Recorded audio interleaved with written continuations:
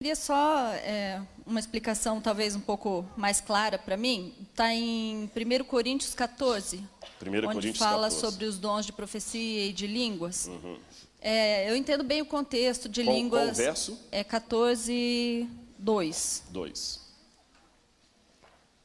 Já estudamos sobre esse assunto, né? A gente entende línguas estrangeiras, a gente entende o Pentecostes, mas meu irmão, ele é pentecostal. Uhum. E ele tem experiências vivas dele com o dom de línguas. E aí, baseado nesse texto, a gente foi conversando, só que ele se atentou a esse verso, onde fala ali no final, pois o que fala em línguas não fala aos homens, senão a Deus. Então, fala em línguas, está falando com Deus. Com efeito, ninguém o entende. E em espírito fala milagres, ou mistérios. Então, o que em espírito fala mistérios? Obrigada. Tá certo. Bom, em primeiro lugar, deixe-me dizer que eu respondo com muito carinho e respeito aos irmãos pentecostais, como eu gosto que a minha igreja seja respeitada. Eu acho que a experiência espiritual de cada um, a gente não deve ser juiz sobre ela para julgar. Não que você tenha dito isso, eu estou esclarecendo, não só para ficar bem apontuado, devemos respeitar a sinceridade que está no coração das pessoas e como elas buscam a Deus. Ainda que seja de um modo que eu discorde, quem sou eu para julgar o meu irmão? Tá certo? Isso aqui temos que analisar à luz do que acontecia em Corinto. A cidade de Corinto me chama muita atenção, porque tem muitas coisas que ilustram a carta de Paulo aos Coríntios. Eu lembro até que, quando eu vou a Corinto, com algum grupo de pessoas que eu explico ali, eu sento debaixo de uma árvore, explico primeiro a geografia da cidade. Num morro, mais ou menos como que tem aqui atrás do colégio, ficava o templo de Afrodite, a deusa do amor, mas do amor erótico, do amor promíscuo. Havia mais de 1000 sacerdotisas prostitutas lá. Quando você olha para frente assim, você tem o templo de Dioniso e o templo de Apolo, onde eles faziam as festivais, especialmente das Olimpíadas corintianas, e as carnes que sobravam ali do sacrifício, que não eram sacrificadas, eles vendiam no açougue. Eram oferecidos aos deuses e eles levavam para o açougue. Aí eu entendo por que da questão da carne sacrificada a ídolos, por que Paulo escreve em 1 Coríntios 13, explicando o que é o amor, para contrastar com o amor de Afrodite. E uma das coisas que tinha muito claro na cidade era o orgulho das pessoas por falarem vários idiomas. Isso é constatado por vários autores da época, como Pausanias, por exemplo.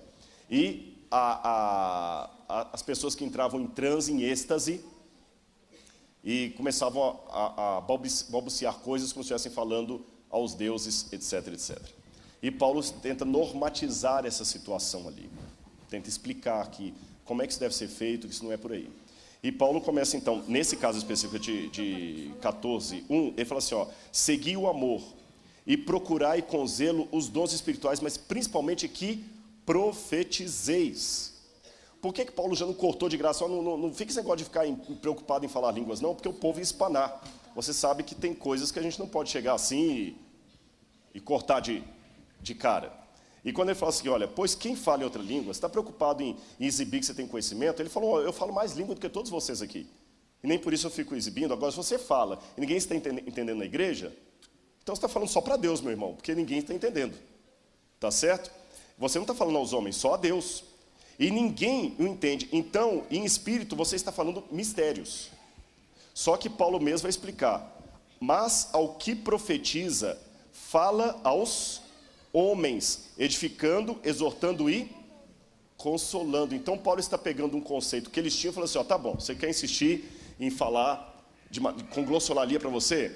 Eu vou dizer que isso não é o melhor. Ele está pontuando, ele não está endossando, sugerindo. Você quer ficar falando sozinho aí? Tudo bem. O problema é que quem fala sem os outros entender, o máximo que ele pode falar que está falando é para Deus. Porque ninguém está entendendo. E ele não está falando ao homem. Eu vou mais além. Já que ninguém entende, ele fala em espírito, ele só fala mistério. Por isso que eu prefiro que vocês profetizem. Porque aí todo mundo vai entender. Então não posso ler esse verso isolado, esquecendo o verso 1 e o verso 3, que vem antes e depois dele. Não sei se está ficando clara a minha explicação aqui. Paulo está descrevendo um comportamento para pontuar com o outro que ele acha melhor. É como se alguém dissesse aqui assim, eu vou combinar uma coisinha com você que for responder. É como se ele dissesse assim, olha gente, eu sei que vocês gostam aqui de fazer acampamento de carnaval para os jovens.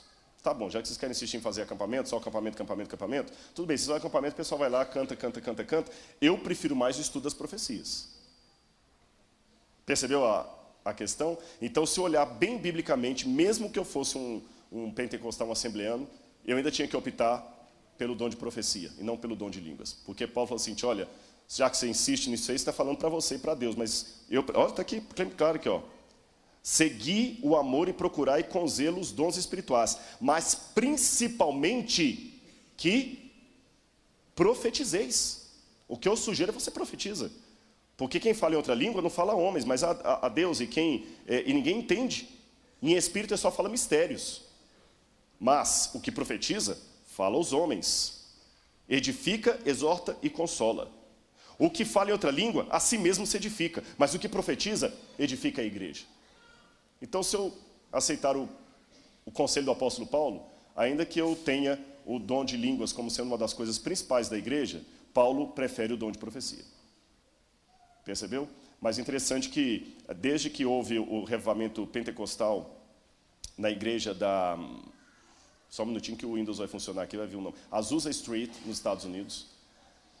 Vocês sabem como é que começou o dom? Nós temos alguém da Assembleia de Deus aqui. Vocês sabem a história do movimento pentecostal, na Azusa Street, nos Estados Unidos.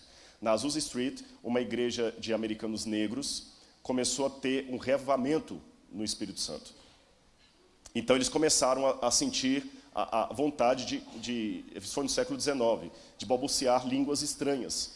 E aquele movimento espalhou pelos Estados Unidos, da Azusa Street, tanto é que é chamado o movimento da Azusa Street. Tem um livro da CPAD com esse nome, se não me engano, o movimento de Azusa Street. CPAD, não, desculpe, da editora Assembleia de Deus americana. Acho que tem em português esse livro, do movimento da Azusa Street. Então, da rua Azusa, da Azusa Street, ele foi se espalhando, e pegou em várias outras igrejas do mundo que começavam a manifestar o movimento pentecostal.